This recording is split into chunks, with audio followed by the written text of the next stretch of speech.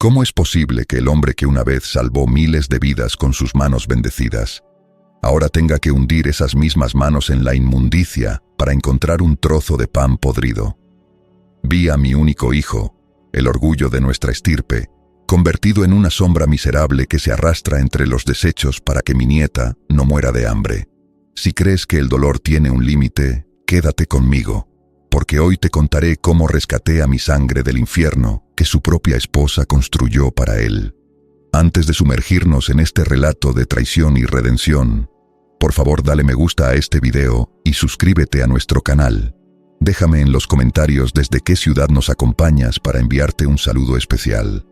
Tu apoyo es lo que nos permite seguir compartiendo estas historias que tocan el corazón.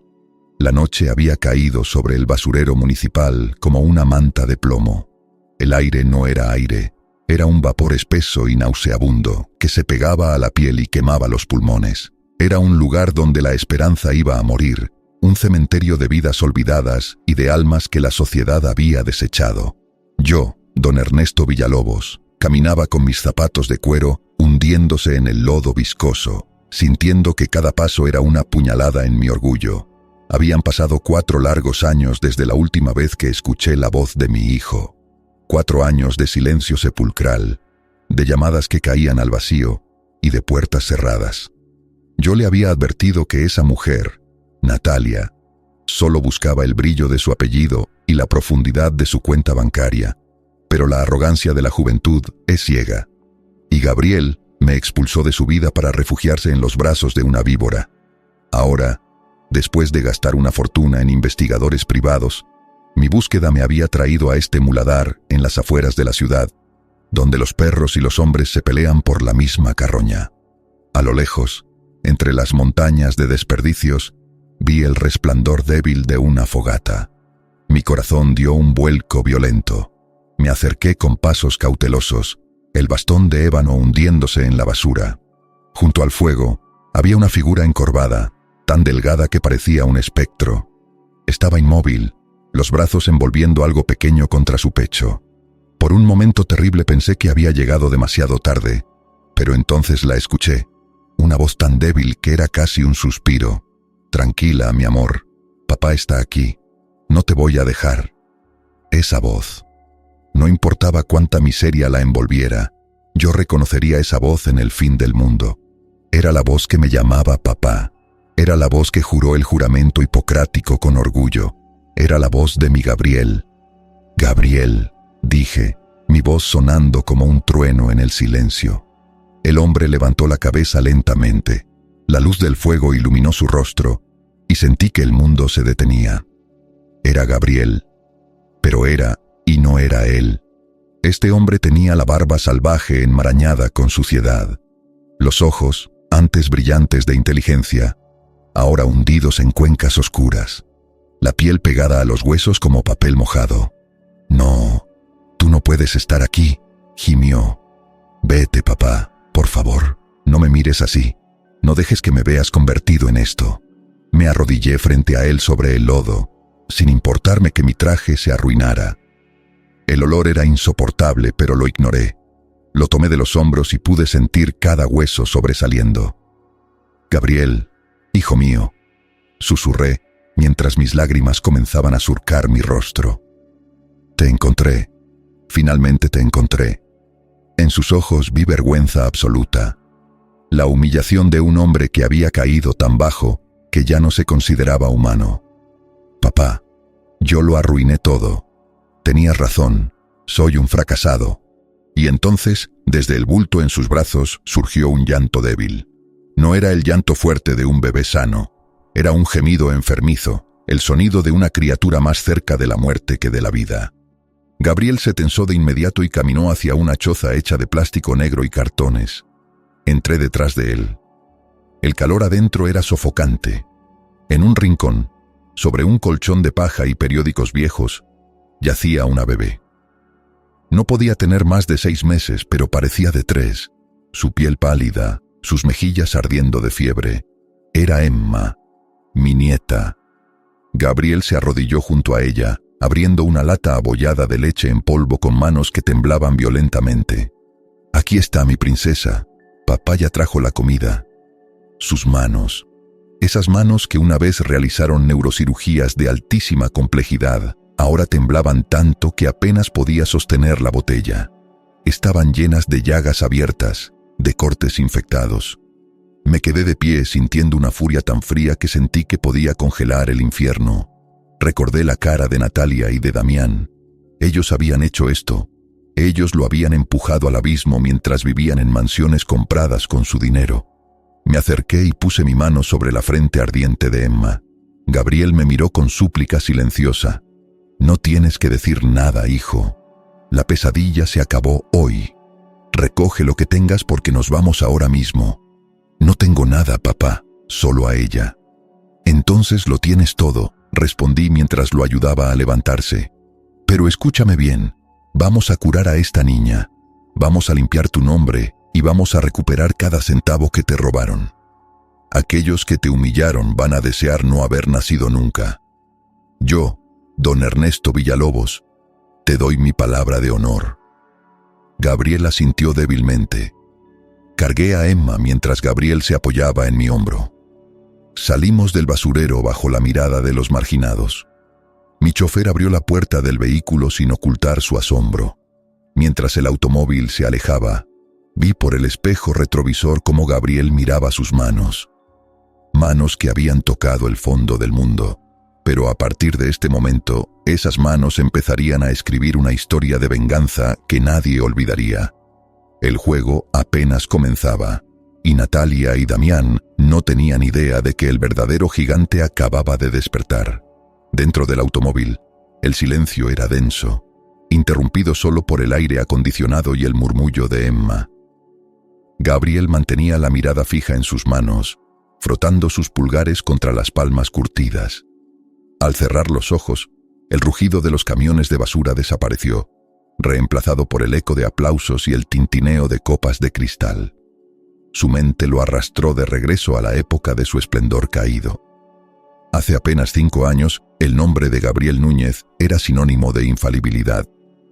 En los pasillos del prestigioso Hospital General, su llegada era esperada como la de un mesías de la medicina. A sus 32 años, ya dirigía el departamento de neurocirugía, un hombre cuya destreza era estudiada por veteranos y envidiada por novatos. No era cirujano cardiovascular, era neurocirujano, operaba cerebros, tocaba el órgano más misterioso del cuerpo humano con la confianza de un artista. Su tasa de éxito en cirugías imposibles era del 98%. Revistas médicas internacionales publicaban sus técnicas. Pacientes viajaban desde países enteros solo para que él los operara. Y entonces conoció a Natalia. Ella no era enfermera, era la coordinadora administrativa del hospital, la mujer que controlaba presupuestos, contratos, licitaciones, tenía las llaves del reino financiero, sabía dónde estaba cada centavo, conocía cada secreto, cada debilidad del sistema. Y desde el primer día que vio a Gabriel, lo estudió como un depredador estudia a su presa, aprendió sus rutinas. Descubrió que era brillante con el bisturí, pero ingenuo con el dinero, que firmaba documentos sin leerlos porque confiaba, que su mayor debilidad era su bondad. «Me enamoré como el idiota más grande del mundo», confesó Gabriel con voz quebrada. Ella era perfecta, o eso creí. Natalia sabía exactamente qué decir y cuándo. Cuándo acercarse con una sonrisa, cuándo tocar su brazo, cuándo mirar hacia abajo con falsa timidez. Era una actriz perfecta, cada gesto calculado, cada palabra medida. Gabriel, acostumbrado a la frialdad del mundo de los negocios, se rindió ante esa ilusión de calidez. No escuchó mis advertencias. «Hijo, ten cuidado con esa mujer», le había dicho yo mientras compartíamos whisky en mi biblioteca. «Hay personas que no aman al hombre, sino a la posición que el hombre ocupa». «¿Estás siendo paranoico, papá?», respondió Gabriel. «Natalia es diferente. Ella me ve a mí, no al doctor famoso. Ella es la única que no me pide nada». Qué equivocado estaba. Natalia no pedía porque ya tenía el plan perfecto para tomarlo todo. Y a su lado estaba Damián. No era el mejor amigo de Gabriel. Era su rival profesional. Un neurocirujano competente pero no brillante. Un hombre que vivía bajo la sombra de Gabriel y odiaba cada segundo de esa sombra. Damián y Natalia se habían conocido años antes. Eran amantes. Pero cuando Natalia vio a Gabriel, vio la oportunidad de oro. Cambió de presa. La boda fue el evento de la década. 3.000 invitados. Una ceremonia que costó una fortuna. Gabriel recuerda que Damián fue su padrino. Le susurró: «Eres el hombre más afortunado del mundo, hermano». Hoy sabe que lo que realmente quería decir era: «Disfruta tu última noche de felicidad». La manipulación comenzó sutil. Natalia empezó a susurrarle ideas en la cama. «El hospital te está explotando, Gabriel. Deberías tener tu propia clínica. Imagina, tú operando, Damián manejando la administración, y yo asegurándome de que todo funcione. Seríamos los dueños de la medicina privada». Gabriel confiaba con fe ciega. Le entregó el control de sus ahorros. Firmó poderes legales sin leerlos. Aceptó documentos que Natalia ponía enfrente. Natalia se encargó de aislarlo de mí. Me pintó como el padre controlador, como el tirano que solo buscaba mantenerlo bajo su pulgar. «Tu padre nunca va a confiar en ti realmente, Gabriel», insistía. «Para él, siempre serás un niño. Pero Damián y yo creemos en tu genio». Esa confianza fue la soga con la que lo ahorcaron. Mientras Gabriel pasaba 18 horas al día salvando vidas, Damián y Natalia construían el laberinto de su destrucción. Empezaron a transferir fondos. Pequeñas cantidades al principio, luego más. Crearon empresas fantasma en paraísos fiscales. Falsificaron facturas. Inflaron presupuestos de forma tan magistral que hasta un auditor profesional habría tenido problemas para detectarlo. Gabriel recuerda una tarde específica. Llegó a casa temprano. Encontró a Damián y Natalia en su despacho, sentados muy cerca, revisando carpetas. Al verlo, se separaron rápido. Pero Gabriel solo pensó: «Están trabajando por nuestro sueño». «Estamos revisando los seguros de mala praxis, hermano», dijo Damián.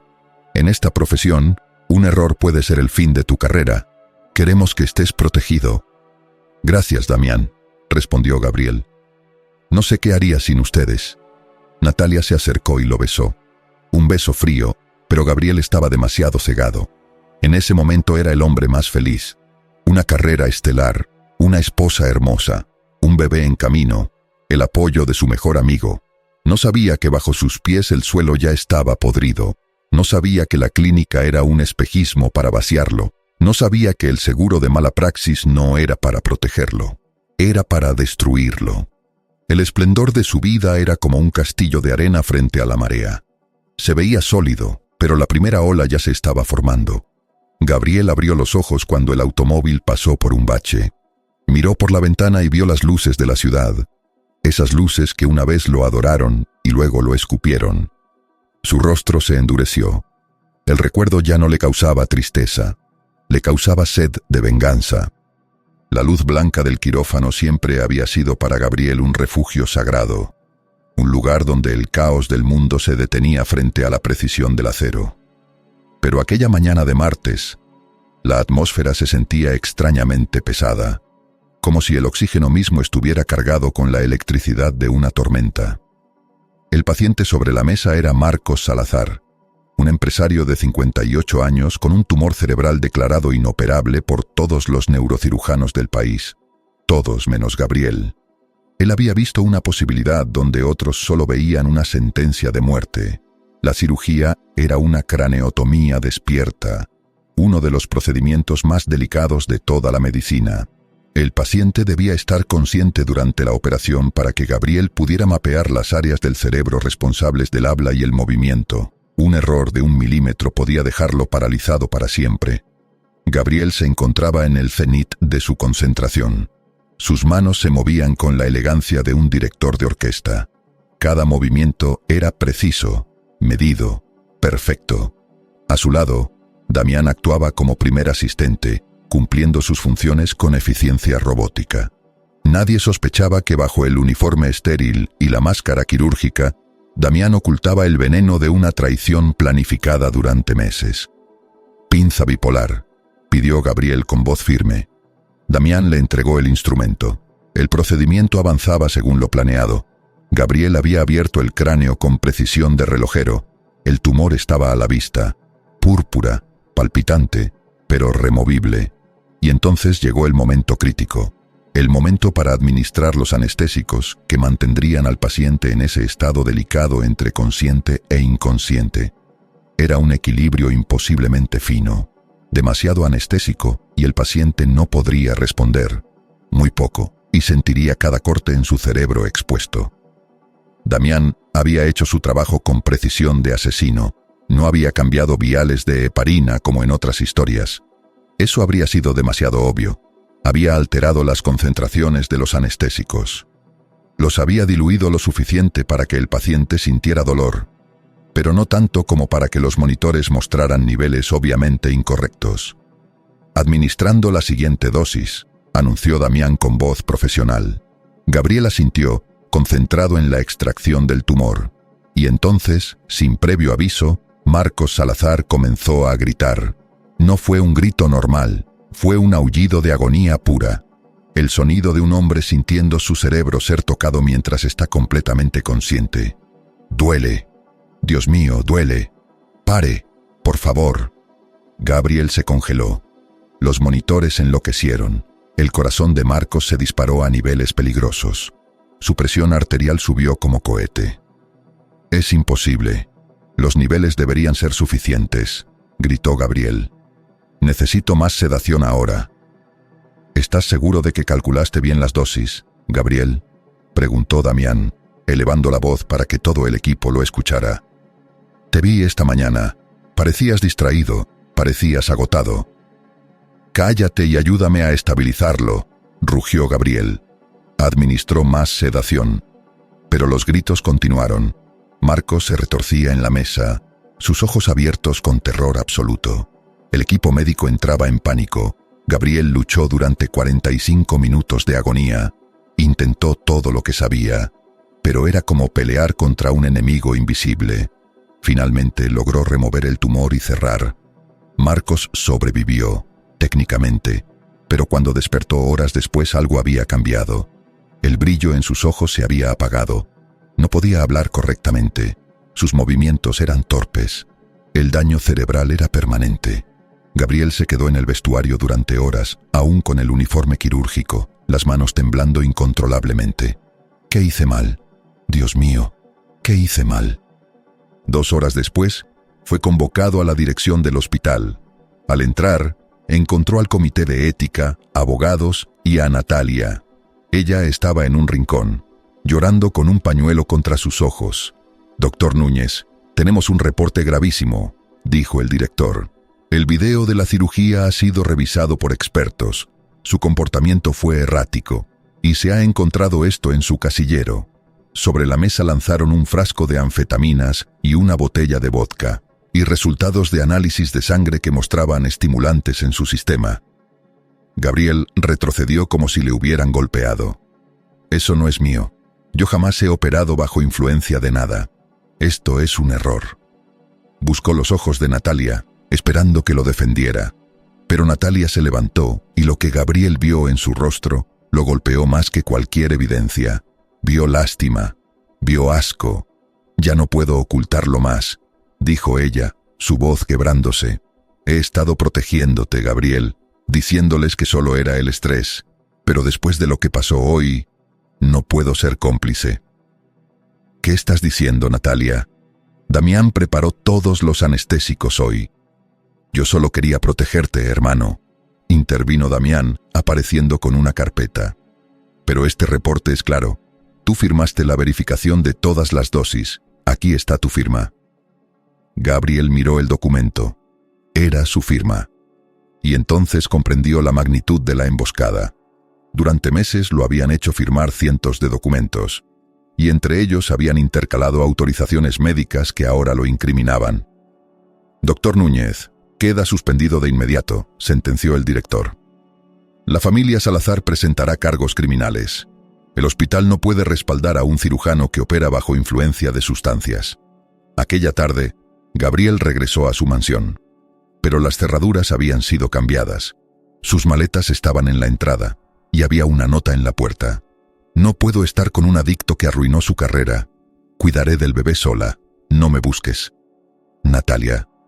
Gabriel se derrumbó allí mismo, llorando como nunca había llorado. Esa noche, Damián y Natalia aparecieron en todos los noticieros. Ella, con lágrimas perfectas, se declaró víctima de un esposo que ocultó su adicción. Damián anunció que asumiría el liderazgo del departamento para restaurar la confianza que el doctor Núñez destruyó. La trampa había sido perfecta. Le habían quitado su licencia, su identidad, su honor, su fe en la humanidad. Aquel fue el día en que el gran neurocirujano murió. El nombre de Gabriel Núñez, que antes era pronunciado con reverencia, se convirtió en una maldición. Los periódicos, alimentados por filtraciones de Damián, lo bautizaron el doctor que operaba drogado. No importaba que no hubiera juicio final. Para el mundo, ya estaba condenado.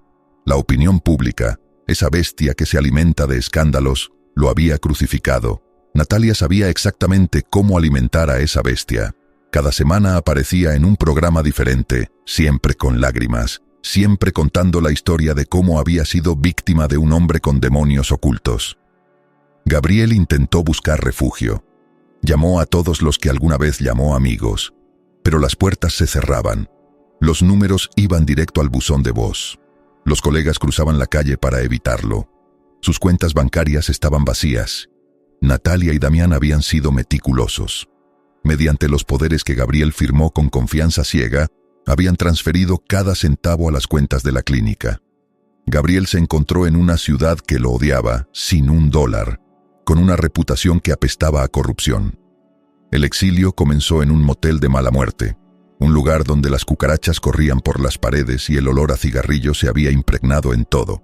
Pasó semanas encerrado, mirando por televisión cómo Damián y Natalia inauguraban la clínica neurológica de alta especialidad. Su clínica. Los vio cortar el listón dorado frente a cámaras. Los vio brindar con champán mientras los periodistas los felicitaban. En una entrevista, Natalia lucía un vestido que ocultaba su vientre embarazado. Con lágrimas calibradas, declaró ser la principal víctima de un hombre que la engañó. Gabriel lanzó una botella contra la televisión. La pantalla explotó. Se derrumbó en el piso, llorando hasta que no le quedaron lágrimas. 5 meses después, en una noche de tormenta, nació Emma. El parto fue en la sala de urgencias de un hospital público donde Gabriel usó nombre falso para no ser reconocido. Natalia dio a luz, pero cuando intentaron ponerle a la bebé en brazos, apartó la cara con asco. «No la quiero. Llévenla con su padre». Una enfermera compasiva llamó a Gabriel.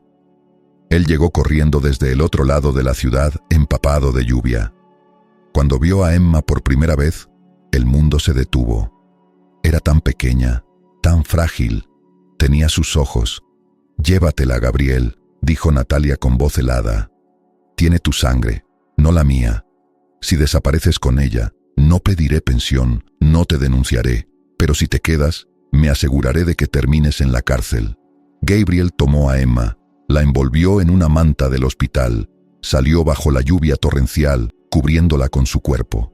Aquella fue la última vez que vio a Natalia cara a cara. La caída fue como avalancha. Gabriel intentó trabajar. Aplicó como técnico de farmacia, camillero, conductor de ambulancia, pero su rostro era demasiado conocido. En cuanto alguien lo reconocía, «No eres tú el doctor drogadicto». El despido era inmediato. Vendió todo.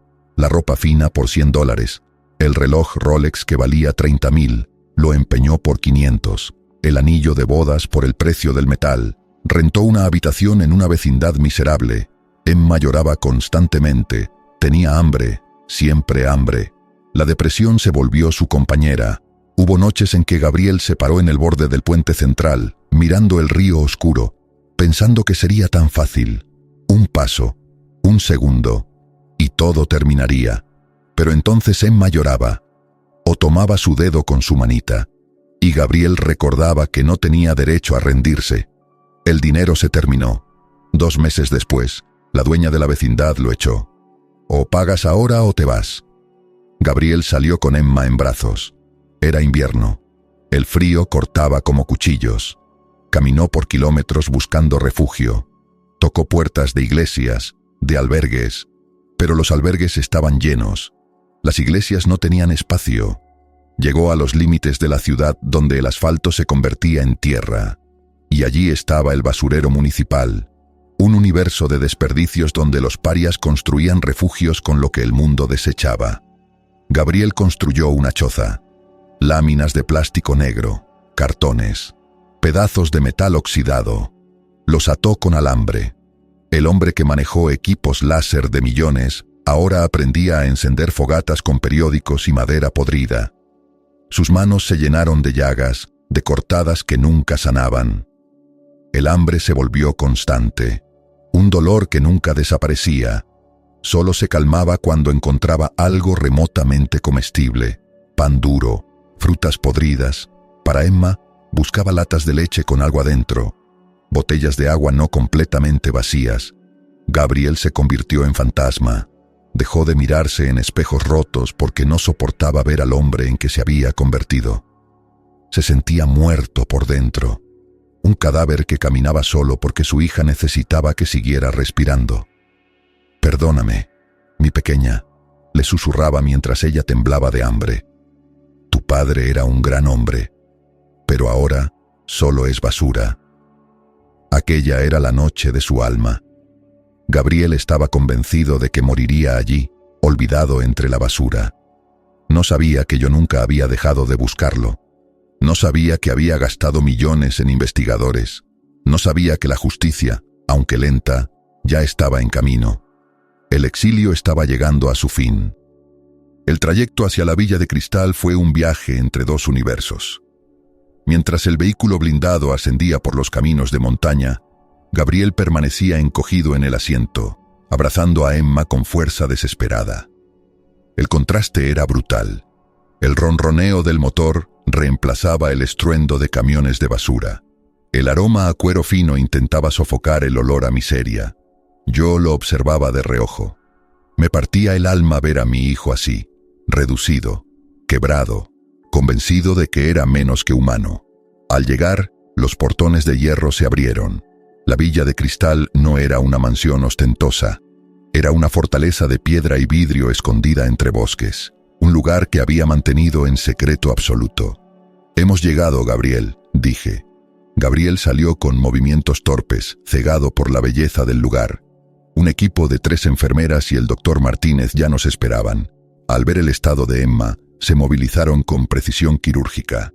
«Llévenla al ala este. Quiero análisis completos, suero, antibióticos. Informen cada hora», ordené. Gabriel intentó seguirlas, pero sus piernas cedieron. Se derrumbó de rodillas, sollozando. Me arrodillé frente a él. «Mírate, hijo. El hombre aquí no es el vagabundo del basurero. Eres un sobreviviente que ha atravesado el infierno. Pero para recuperar tu vida, primero debemos limpiar las cenizas de tu alma». Las primeras 72 horas fueron calvario de purificación. Gabriel fue llevado a un baño de mármol donde el agua caliente parecía quemar su piel.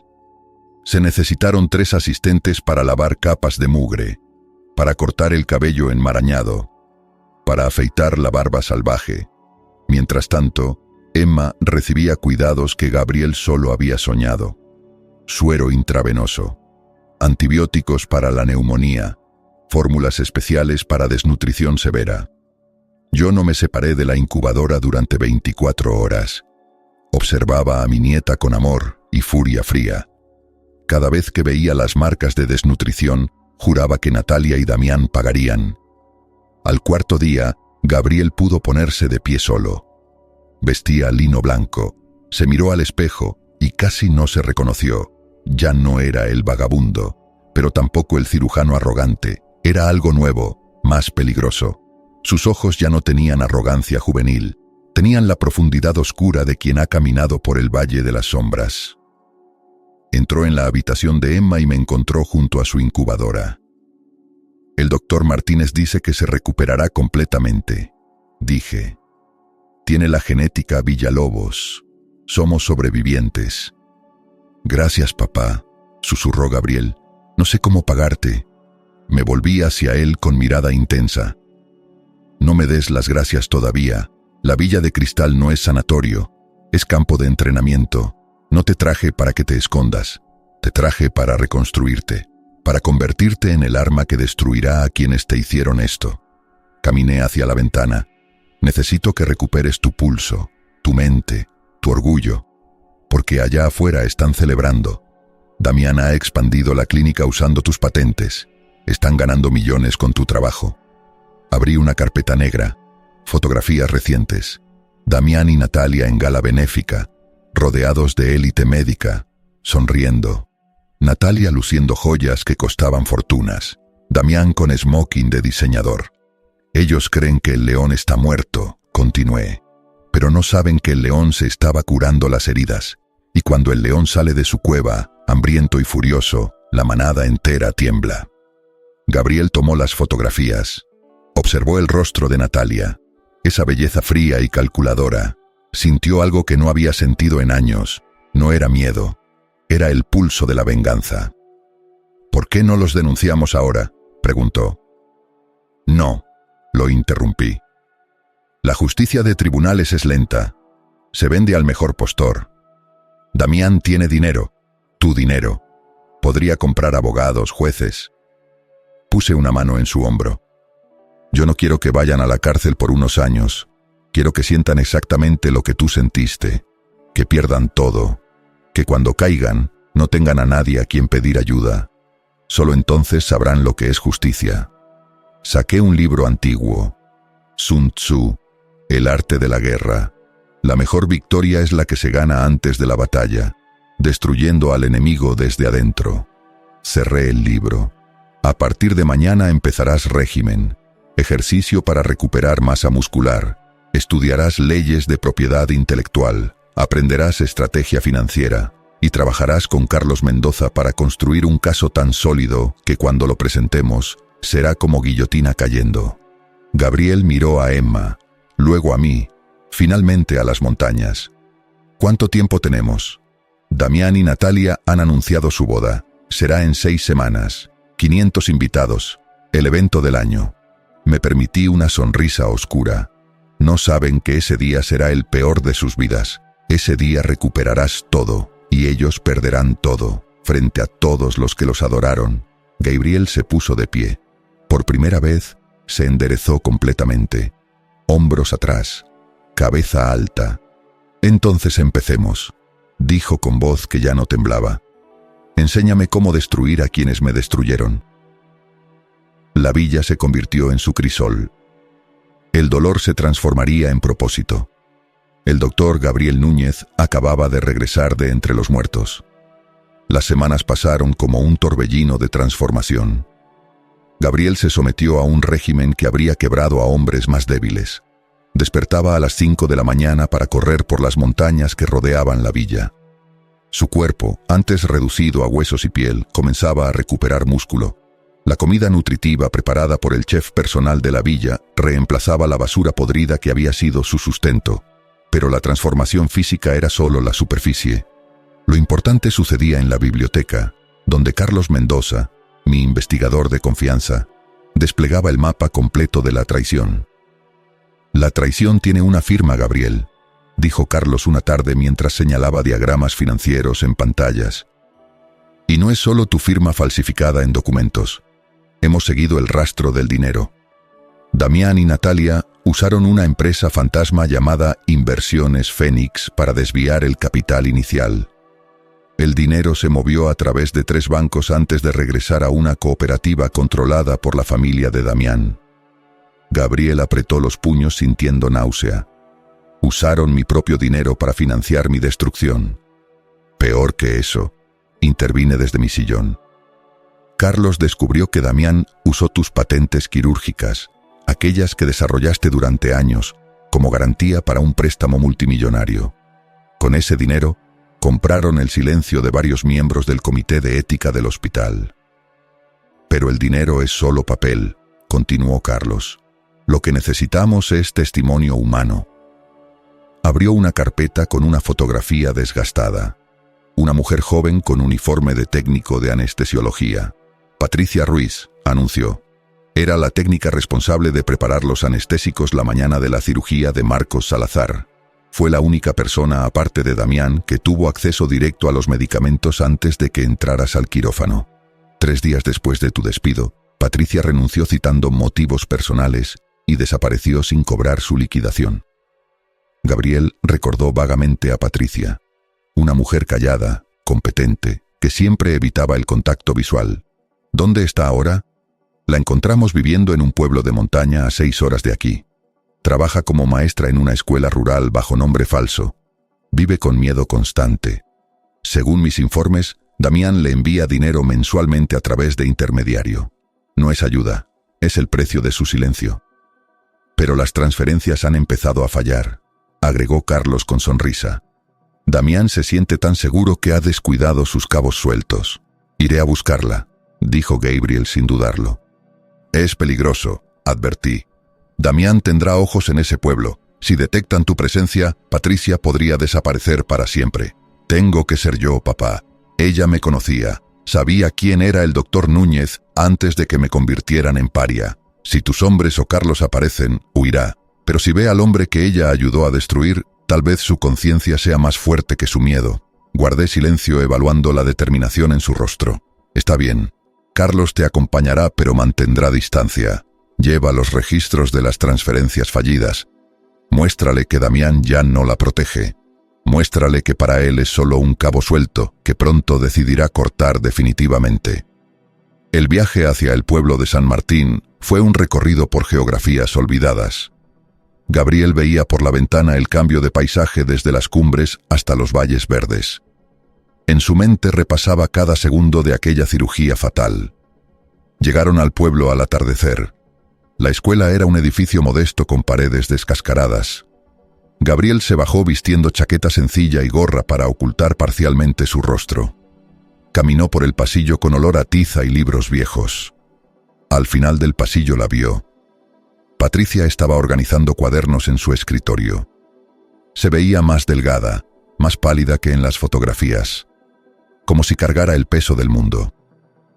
Gabriel se acercó lentamente. «Patricia», dijo en voz baja pero firme. La mujer se tensó. El sonido de su nombre real en aquel lugar fue como disparo. Levantó la vista y sus ojos se abrieron con terror absoluto. Dejó caer los cuadernos. «No, no puede ser», tartamudeó cubriéndose la boca. «Doctor Núñez». «No, está muerto. Dijeron que...» «No soy un fantasma, Patricia, aunque Damián hizo todo lo posible para que lo fuera».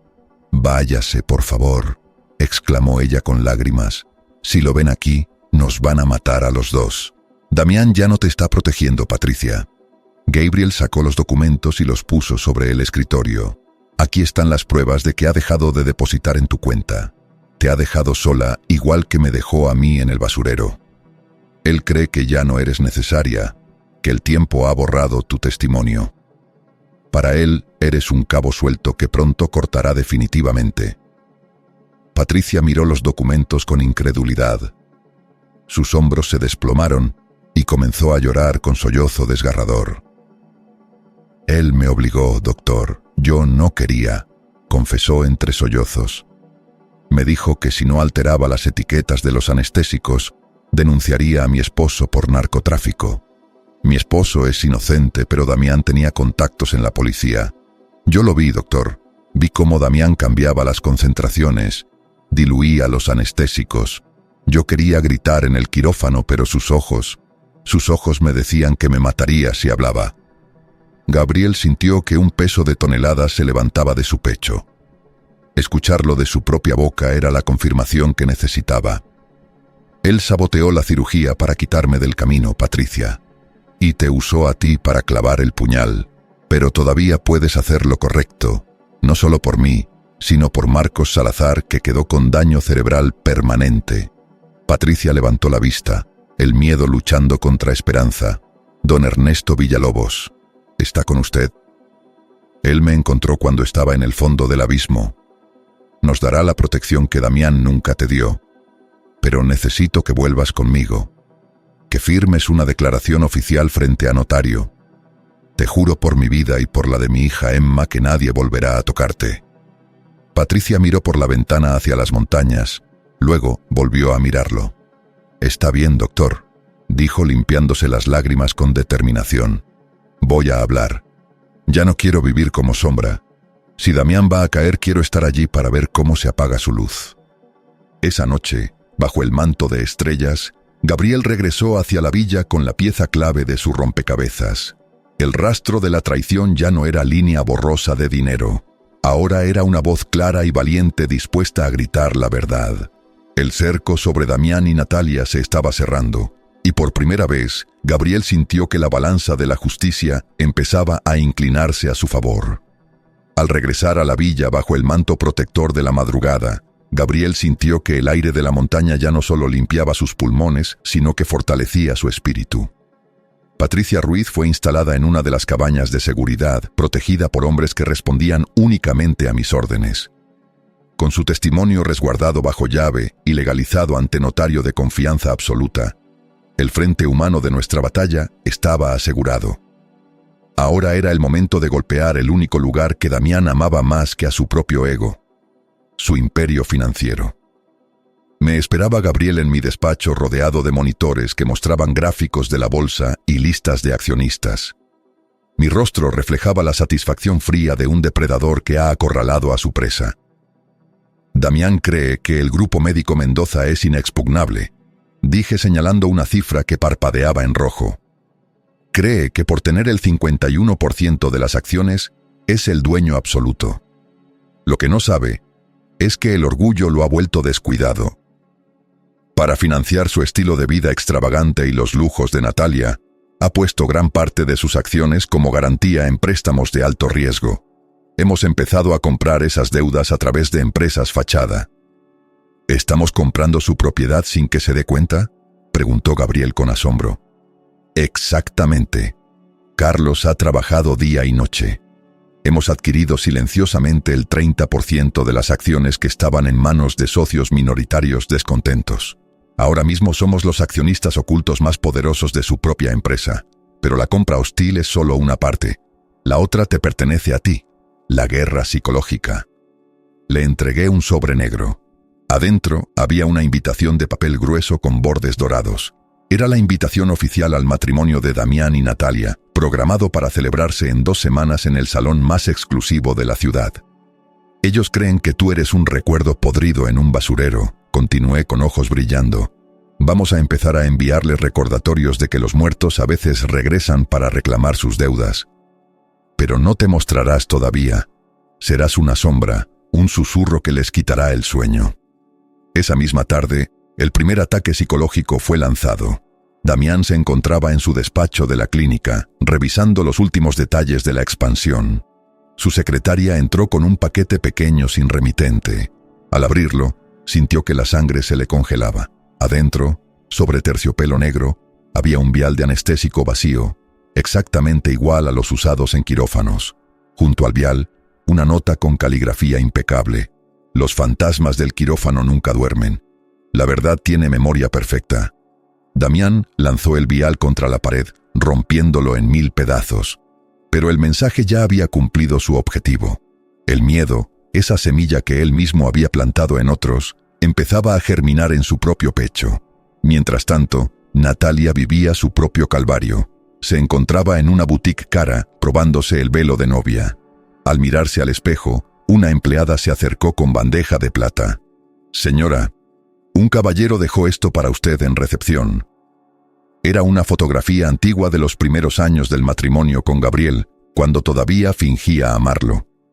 En el reverso, una frase corta pero letal. «El oro robado no puede ocultar el olor de la traición. Los leones recuerdan».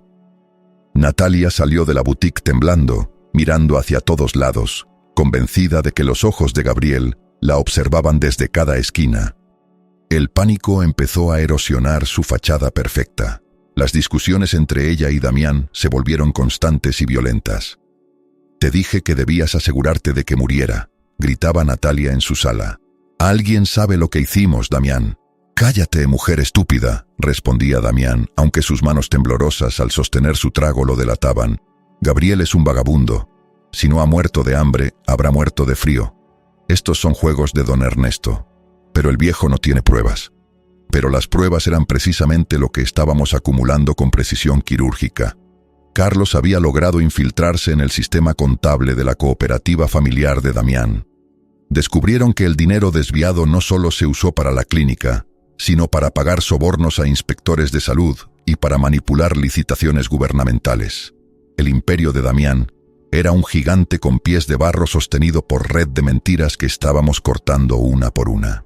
«Mañana lanzaremos la oferta pública de adquisición», anuncié una noche durante la cena. «Damián recibirá notificación de que una corporación extranjera ha comprado la mayoría de su deuda y exige asiento en la junta directiva de inmediato. Veremos cómo reacciona cuando sepa que ya no es dueño de su propio escritorio». Gabriel miró a Emma, que jugaba con un oso de peluche en la alfombra. Por primera vez en años, el futuro no era un agujero negro. «Quiero estar allí, papá. Quiero ver el momento en que reciba la noticia». «Todavía no, hijo», respondí con sonrisa enigmática. «Tu aparición será el golpe de gracia. Por ahora deja que el miedo trabaje por nosotros. La incertidumbre es la tortura más efectiva para los culpables». Los días siguientes fueron una escalada de terror psicológico. Damián recibió en su casa una caja con tierra del basurero municipal y una nota. 4 años entre basura. Cada día será cobrado. Natalia encontró en su auto un sobre con fotografías de Gabriel y Emma en el basurero, demacrados, muriendo de hambre. Y una frase: «Mientras tú bebías champán, nosotros comíamos de la basura. El karma nunca olvida». Las noches se volvieron insomnio para ambos. Cada sombra parecía esconder un fantasma. Cada ruido era una amenaza. La paranoia los consumía desde adentro. Y entonces llegó la notificación legal. En sobre color manila, sellado con lacre rojo, la carta de Phoenix Holdings informaba a Damián que habían adquirido el 55% de las acciones del Grupo Médico Mendoza y exigían reunión de emergencia de la junta directiva. Damián leyó la carta 3 veces sin poder procesar la información. Sus manos temblaban tanto que el papel hacía ruido. «Es imposible», susurró.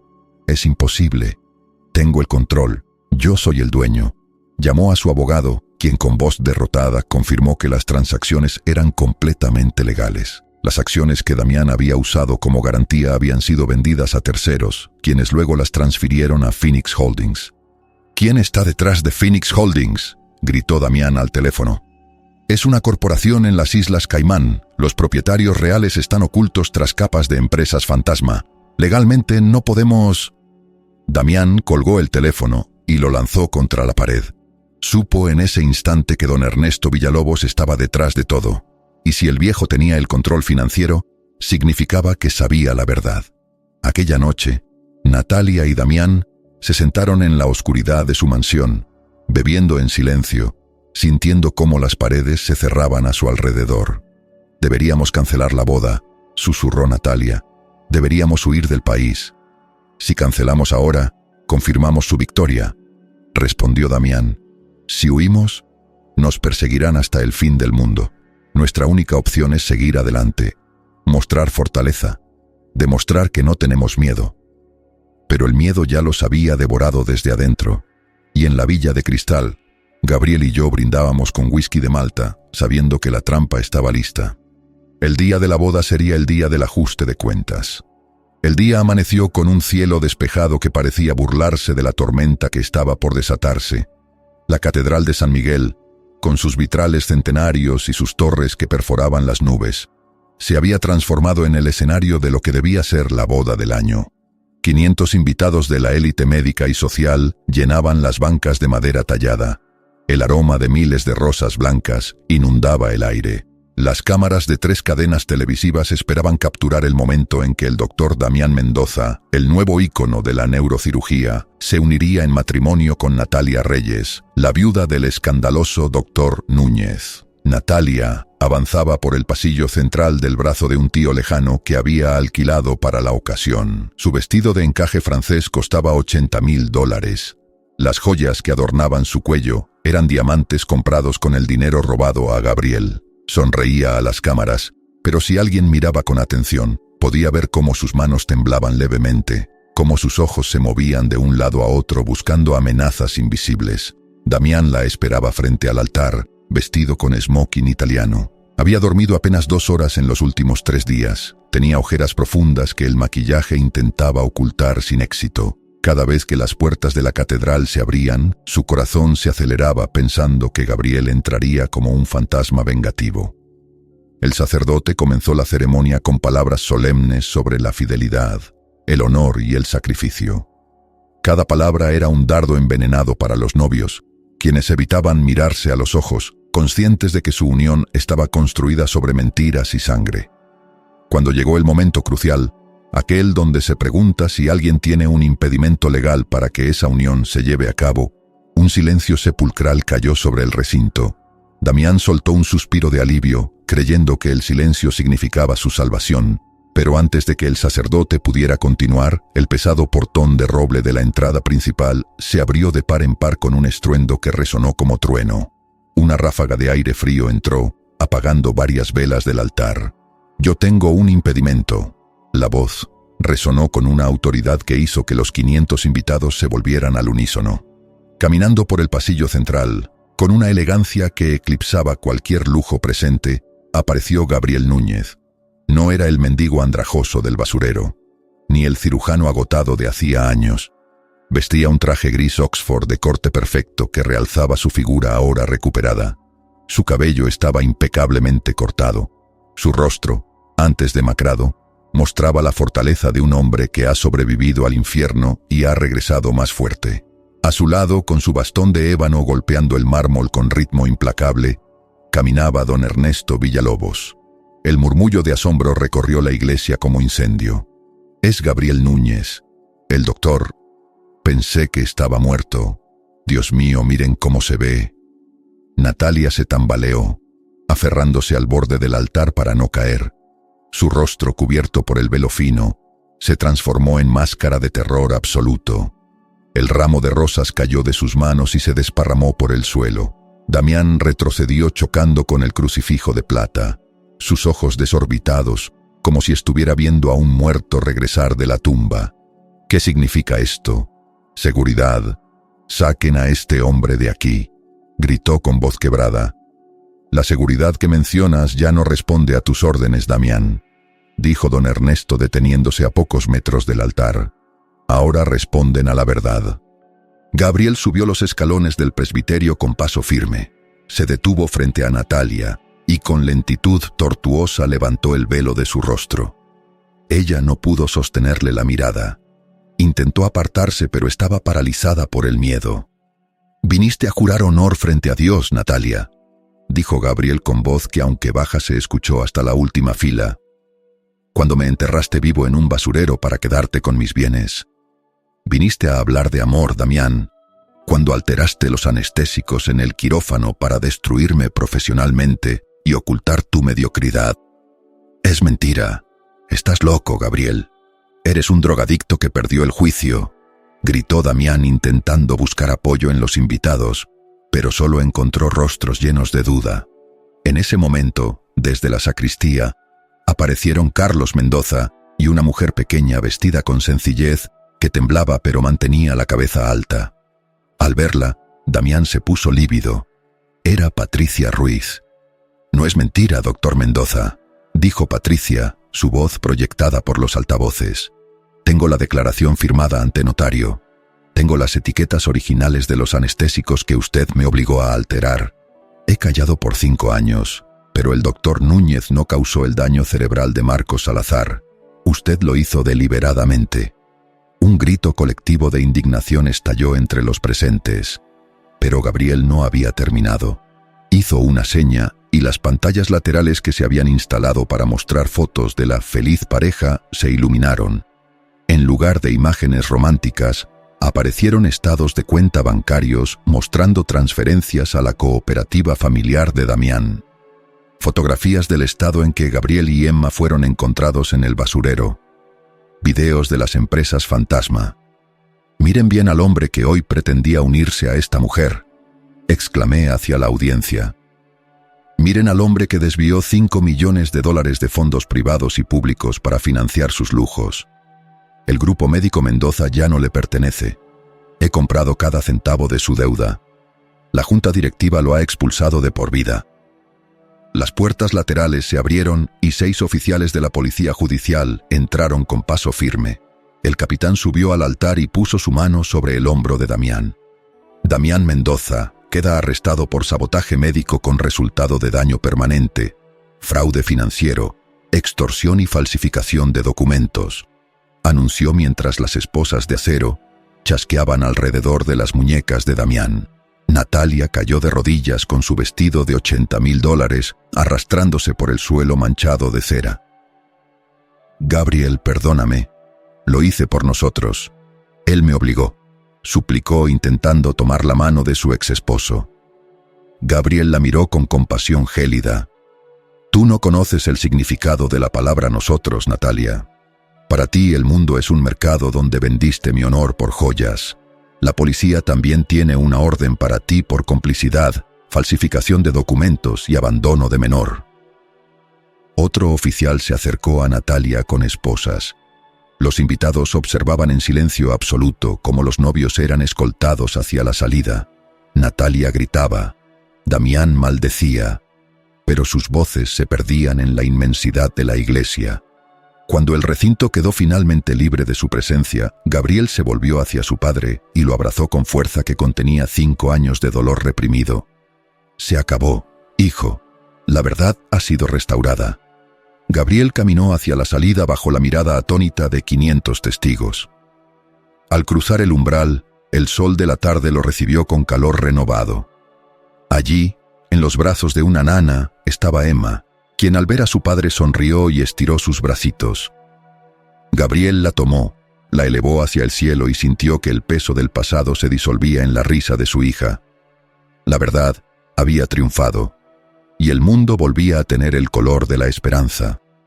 Las puertas de hierro de la penitenciaría central se cerraron con estruendo metálico, que pareció sellar el destino de quienes una vez se creyeron dueños del mundo. El eco fue el punto final para la opulencia de Damián y Natalia. Aquel vestido de novia que simbolizó el triunfo de la traición era ahora montón de tela sucia arrastrándose por el suelo de cemento frío de una celda de detención. La caída no fue solo legal, fue desintegración total de sus identidades construidas sobre el fango de la mentira. Natalia permanecía sentada en un rincón de su celda, compartiendo espacio con mujeres que en su vida anterior ni siquiera habría dignificado con una mirada. Sin sus cremas importadas, sin sus joyas, sin el séquito de sirvientes que alimentaban su ego, su belleza parecía marchitarse con cada hora bajo la luz mortecina de los fluorescentes. El pánico se había transformado en amargura ácida. Cada vez que cerraba los ojos veía el rostro de Gabriel en el altar, ya no como víctima sino como juez implacable que le había arrebatado hasta el aire. «Tengo derechos, exijo hablar con mi abogado», gritaba contra los barrotes, pero su voz se perdía en el coro de lamentos del pabellón femenino. El abogado que mencionaba, aquel que Damián pagaba con dinero robado, ya había renunciado. Nadie quería defender a la mujer que había conspirado para arrojar a su esposo y a su propia hija a un basurero. La sociedad que antes la aplaudía en galas benéficas, ahora le daba la espalda con asco visceral. Las mismas revistas que elogiaban su estilo publicaban ahora crónicas de su crueldad, bautizándola la madre sin alma. Damián, por su parte, vivía un infierno todavía más profundo. En el pabellón de hombres, su título de doctor no le servía de escudo. Los otros reclusos, muchos víctimas de un sistema que favorecía a los ricos, lo miraban con hostilidad silenciosa y peligrosa. Damián intentó fanfarronear, intentó comprar voluntades con promesas de dinero que ya no tenía, pero Carlos se había encargado de congelar hasta la última cuenta bancaria vinculada a su nombre. El hombre que se paseaba por quirófanos con arrogancia divina ahora tenía que agachar la cabeza para recibir una ración de comida insípida en bandeja de plástico. Mientras los traidores se hundían en la inmundicia de su propia creación, Gabriel vivía el momento más significativo de su reconstrucción. Una mañana de sol radiante, el salón de actos de la Federación Médica Nacional se llenó de personalidades, colegas y periodistas.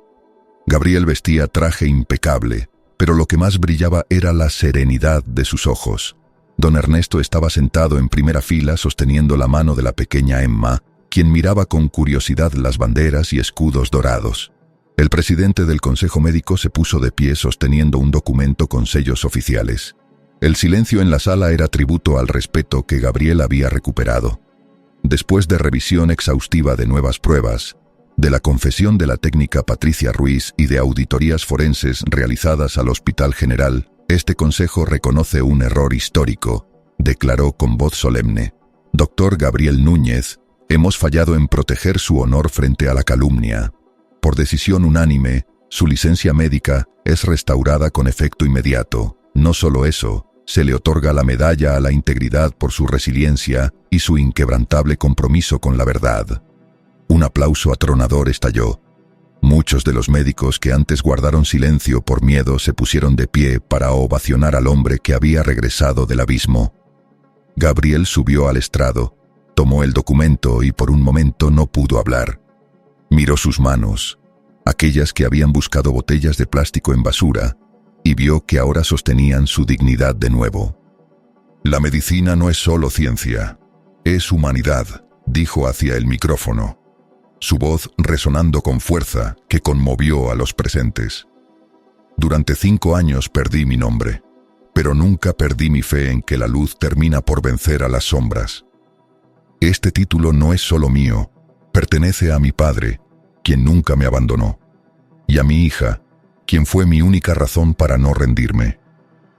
Días después, Gabriel solicitó una visita única a la prisión. No lo hizo por odio, sino para cerrar el círculo de su pasado. Primero se encontró con Damián detrás del cristal de seguridad. El hombre que antes lucía esmoquines de seda estaba ahora vestido con uniforme color caqui, con el cabello mal cortado y el rostro marcado por cansancio. «Viniste a burlarte, ¿verdad?», siseó Damián, intentando mantener arrogancia. «Vine a decirte que te perdono, Damián», respondió Gabriel con calma, que desarmó al prisionero. «No porque lo merezcas, sino porque mi alma ya no tiene espacio para guardar restos de ti. Te dejé la clínica, te dejé mi dinero, te dejé a la mujer que decía amarme, y aún así terminaste aquí. Tu propia codicia fue tu verdugo». «Voy a salir de aquí», gritó Damián golpeando el cristal. «Ya no tienes nada afuera, Damián. Tu familia te ha desconocido. Tus socios declararon en tu contra. Las pruebas del sabotaje médico son irrefutables. Vas a pasar muchos años aquí sabiendo que el doctor Gabriel Núñez está salvando vidas mientras tú solo eres un número». Luego Gabriel se dirigió al pabellón de mujeres para ver a Natalia. Ella apareció con rostro lavado y ojos hinchados. Al verlo, intentó sonreír. Intentó usar su antigua seducción. «Gabriel, mi amor, sabía que vendrías», susurró con voz trémula. «Dile a tu padre que retire los cargos. Yo fui víctima de Damián. Él me amenazó». Gabriel la miró con profunda tristeza. «Emma ya tiene una familia, Natalia. Tiene un abuelo que la adora y un padre que la protegerá de personas como tú. He iniciado el proceso legal para que pierdas de forma definitiva cualquier derecho sobre ella». «Es mi hija. Tengo derecho», chilló Natalia. «Dejaste de ser su madre el día que elegiste el oro sobre su vida», sentenció Gabriel poniéndose de pie. «Adiós, Natalia. Espero que en la soledad de esta celda algún día encuentres el remordimiento». Gabriel salió de la prisión sintiendo que el aire de la calle era más dulce que nunca. Don Ernesto lo esperaba afuera jugando con Emma en el parque. La niña corrió hacia su padre y Gabriel la cargó dándole vueltas en el aire. El ciclo del dolor se había cerrado. Los traidores estaban donde pertenecían. El heredero de los Villalobos había recuperado su lugar, no por dinero, sino por fortaleza de un corazón que supo perdonar, pero nunca olvidó el valor de la justicia. 15 años habían transcurrido desde aquella tarde amarga en la que el sol del basurero parecía extinguir la última chispa de esperanza. El tiempo, ese gran escultor de verdades, había transformado las cicatrices de la traición en los cimientos de una obra monumental. Ya no quedaba rastro del lodazal negro ni del olor a podredumbre que una vez envolvió la existencia de mi hijo. En su lugar se erguía una estructura de cristal y acero blanco que desafiaba al cielo. El Hospital Emma Villalobos. La ceremonia de graduación de la Facultad de Medicina se celebraba en el gran auditorio del hospital. Yo, don Ernesto Villalobos, ahora con 85 años pero con la mente más lúcida que nunca, observaba desde primera fila.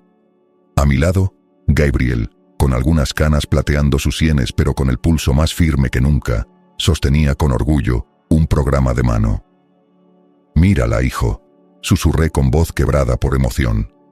«Mírala y dime si todo el dolor no valió la pena». Subiendo al estrado con elegancia que recordaba a nuestra estirpe de los Villalobos, apareció una joven de 18 años.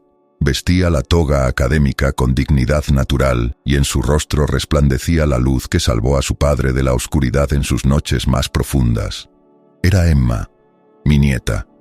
No solo era la graduada con los más altos honores, sino que acababa de recibir la beca de prestigio para especializarse en neurocirugía pediátrica y medicina humanitaria. «Este título no es una meta, es una promesa», comenzó Emma, su voz resonando con claridad cristalina. «Crecí escuchando que mi padre fue un hombre que lo perdió todo, pero la verdad es que él ganó lo que el dinero nunca podrá comprar: la resiliencia de un alma que se niega a morir. Este hospital que lleva mi nombre se construyó sobre la base de que ningún ser humano es un desperdicio. Aquí las manos de los médicos nunca se cerrarán ante la pobreza, porque yo misma fui rescatada de entre los escombros». Al terminar su discurso, el aplauso no fue solo cortesía, sino rugido de admiración que sacudió las paredes. Vi a Gabriel limpiarse una lágrima solitaria. Recordé la promesa que hice en la Villa de Cristal. No solo recuperamos la fortuna y limpiamos el nombre, habíamos sembrado una semilla de bondad que ahora florecía en la siguiente generación. Después de la ceremonia, caminamos los tres hacia el jardín principal del hospital. Allí, en medio de un estanque de agua cristalina, se encontraba un monumento peculiar. Una réplica en bronce de manos de cirujano sosteniendo un corazón.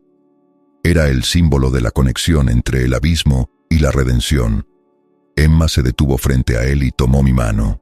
«Abuelo, gracias por ser el héroe de mi vida», dijo Emma sonriendo. «Gracias por no dejar que papá se rindiera». La abracé con ternura infinita. «Tú eres mi mayor victoria, pequeña. El puente siempre estuvo allí. Solo necesitábamos que tu padre tuviera el valor de cruzarlo de regreso».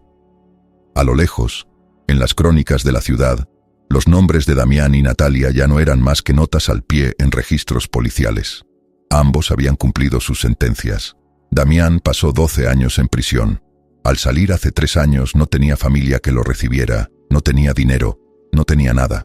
Terminó trabajando como enfermero en un hospital público, supervisado constantemente, realizando las tareas más humildes que alguna vez delegaba con desprecio. Natalia cumplió 8 años. Al salir, intentó buscar trabajos, pero el peso de su pasado la obligó a vivir en el anonimato de ciudades fronterizas, trabajando en limpieza de oficinas, las mismas labores que alguna vez despreció con altivez. El karma, con su justicia poética, les devolvió el reflejo exacto de su propia maldad. Gabriel miró hacia el horizonte donde el sol comenzaba a ocultarse, tiñendo el edificio del hospital con tonos dorados. Había vuelto a vestir su bata blanca de médico jefe, pero ahora su consulta no era solo para los poderosos. La mitad de su tiempo la dedicaba a brigadas de salud en las zonas más pobres, llevando neurocirugía de alta especialidad a quienes más la necesitaban. Mi hijo había entendido que su verdadera licencia médica no provenía de un consejo de expertos, sino del amor de su hija y de la gratitud de aquellos a quienes salvaba de la misma desesperación que conoció. Emma, inspirada por la fortaleza de su padre, se convirtió años más tarde en leyenda de la medicina. Viajó a campos de batalla y zonas de desastre, ganándose el apodo de «el ángel del basurero», porque se decía que nunca abandonaba a un paciente sin importar cuán difícil fuera el terreno. Ella era el legado viviente de una lucha que comenzó en el infierno y terminó en la gloria de la verdad. Aquella noche, en la Villa de Cristal que ahora servía como centro de retiro médico para profesionales quemados, Gabriel y yo nos sentamos en la biblioteca. Bebimos whisky de Malta mientras mirábamos las montañas. «¿Sabes qué es lo más irónico de todo, papá?», dijo Gabriel rompiendo el silencio. «Dime, hijo». Damián y Natalia me quitaron todo para ser felices, pero yo perdí todo y encontré la verdadera felicidad. Ellos ganaron dinero y lo perdieron en años. Yo perdí dinero y gané una vida que vale la pena vivir. Asentí con la sabiduría de mis 85 años. La felicidad nunca estuvo en lo que tenías, Gabriel. Estuvo siempre en quién eres. Y quién eres es un hombre que tocó el fondo del infierno y decidió construir un cielo con las cenizas. Brindamos en silencio mientras el fuego de la chimenea crepitaba. Esta historia que hoy llega a su fin no es solo sobre traición o venganza. Es un recordatorio de que la sangre siempre encuentra su camino hacia la luz. De que por profundo que sea el basurero donde la vida te arroje, tu valor no depende de lo que tienes, sino de la integridad que conservas en tu corazón. Si este relato te ha conmovido, si te ha recordado que nunca es tarde para buscar a quienes amamos o para empezar de nuevo desde las cenizas, te invito a reflexionar. ¿Qué habrías hecho tú si fueras yo, don Ernesto? ¿Habrías tenido la paciencia de sanar el alma de un hijo roto? Cuéntame tu opinión en los comentarios. Me encantaría saber qué parte de esta historia tocó las fibras de tu alma. No olvides darle me gusta a este video, suscribirte a nuestro canal y activar la campana de notificaciones para que sigamos caminando juntos por estas huellas de vida. Comparte este mensaje con alguien que hoy se sienta perdido para que recuerde que después del basurero más oscuro, siempre hay una villa de cristal esperando por ellos.